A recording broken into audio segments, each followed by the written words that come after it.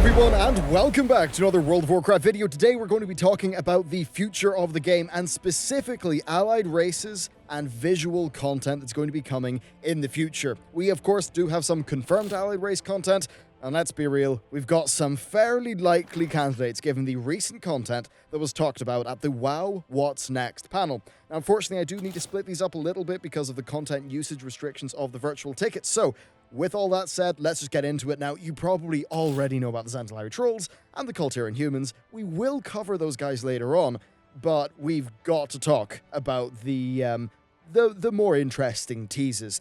Blizzard showed us a lot of content from patch 8.2.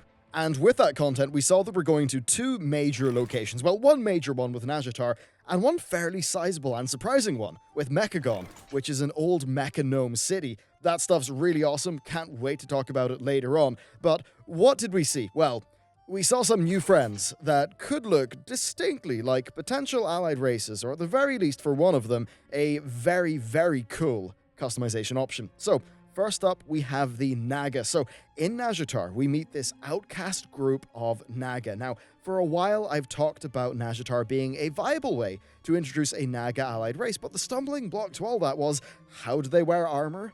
How do they move? Because Naga don't have legs. And, well, you know, slithering around a rocky mountain seems a little bit painful. Well, what do we have here? We have Naga that are humanoids with legs. And it seems like they're going to be working for the Alliance. Now, just looking at these guys from a visual perspective, I think they look absolutely terrific. Like, could be one of my favorite looking races if we were to see that concept art brought forward. I mean, you look at that concept art, what is it really clear to show you? Those guys wearing armor, dual-wielding two swords, looking really badass.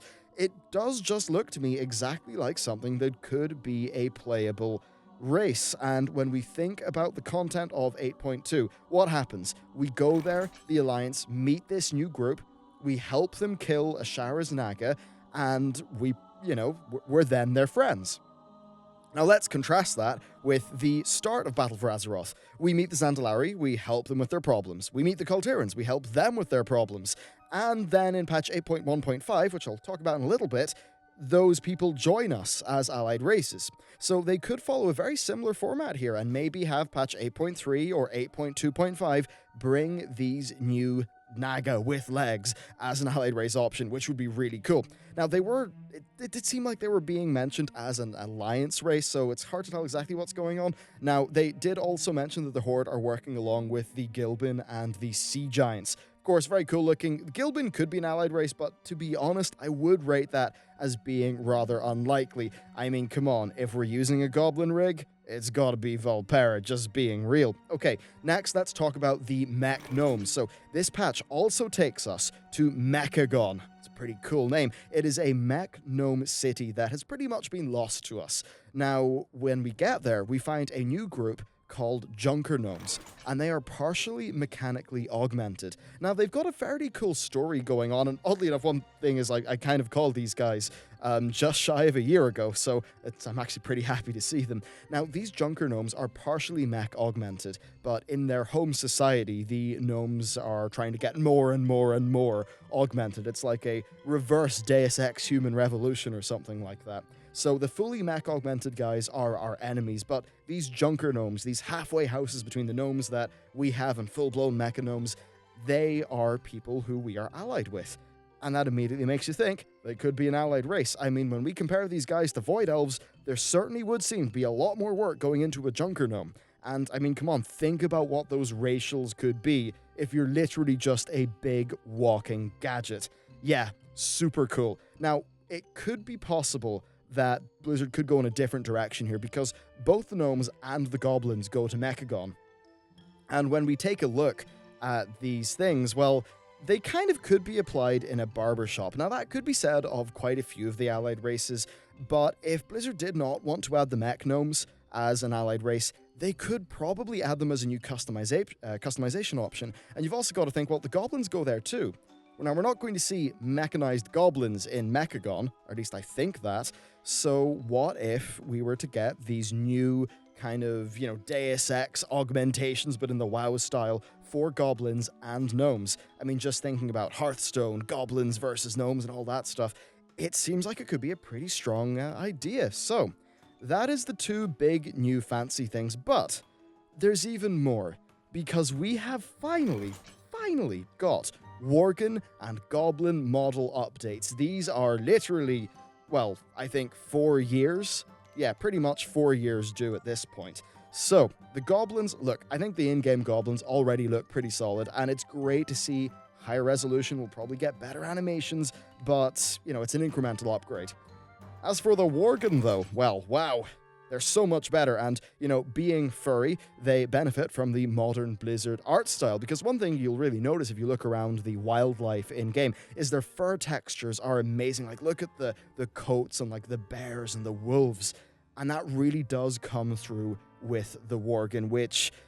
I mean, look, the Worgen as they are right now in-game, I don't want to cast any aspersions on the Worgen players, but I really do think the models are dirt. I think, you know what, the fantasy of being a werewolf, sure, that's pretty cool. I really don't like the model. As for these, well, you know what, I think they are a pretty damn massive improvement. Now, before I get on to talking about the Zandalari and the Kul'tirans, I want to point one thing out, because I mentioned our Vulpera, you know, our little, furry rascal friends. So here's the thing about the Vulpera. Right now, they share the Goblin rigs. Now, the rig is basically like the skeleton that all the animations are running off. So the Vulpera kind of have the Goblin rigs and many of the Goblin animations. And it does make you wonder, if Blizzard have just updated the Goblins, well, the Vulpera essentially would be a minor remodel and reskin of the Goblins, and they could add that as an allied race. Look, I'm just saying, it would be fairly economical, and I know a lot of people would absolutely lose their business or, you know, go mad over it, and would probably make Blizzard a big old chunk of change.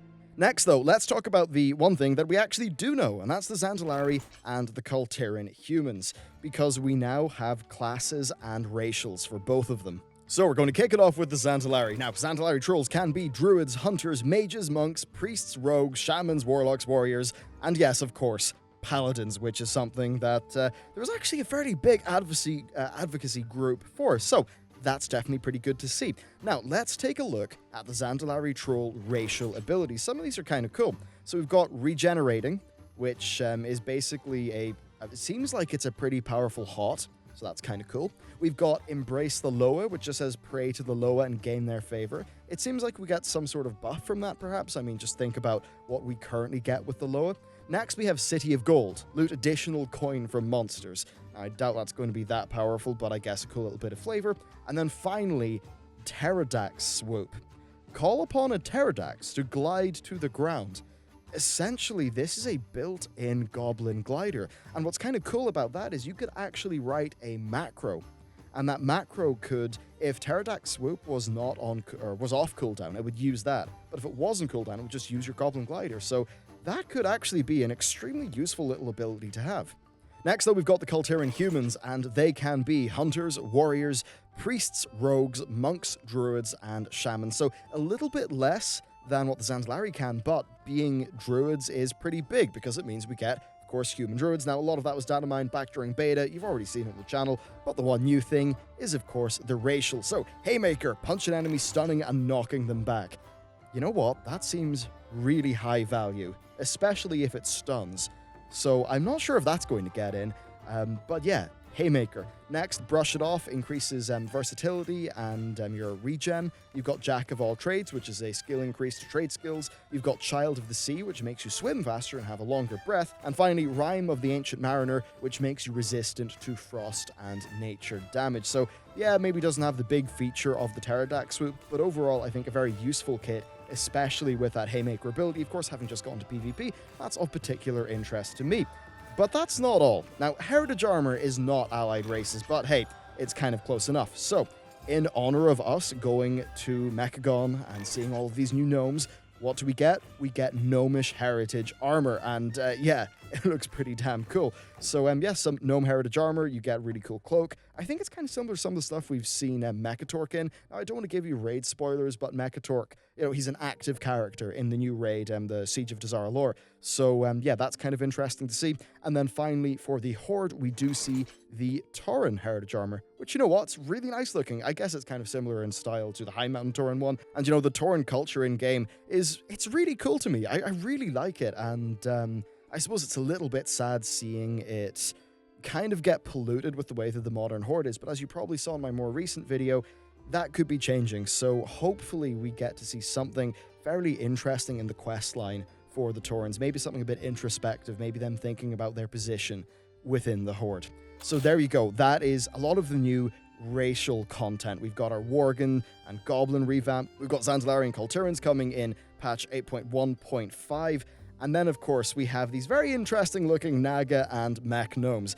Let me know if you'd like to see those in-game, or if there's anything else here that you think would make for a cool allied race. But there you go. I think some really cool new content coming into the game, and this patch 8.2 seems really badass. I can't wait to get into more detail about it. That'll be on the channel super soon. So thank you very much for watching this video. Let me know down below, and I will see you next time.